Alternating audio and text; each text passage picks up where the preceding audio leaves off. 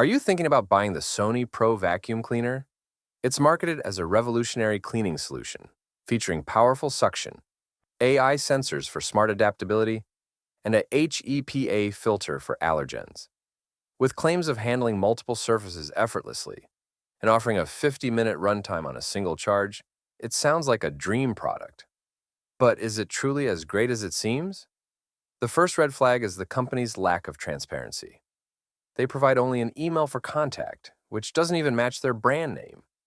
An odd and unprofessional detail.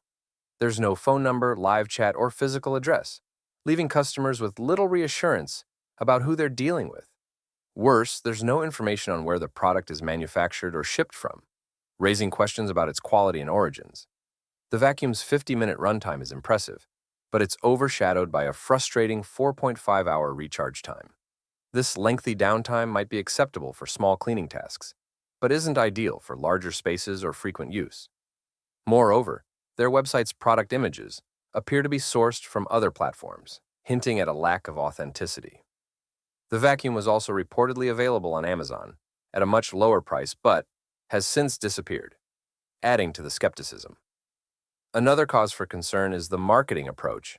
Tactics like countdown timers, warnings about limited stock, and heavy discounts create urgency, but are often associated with businesses more focused on sales than quality. Additionally, the complete absence of genuine user reviews online makes it hard to trust the product.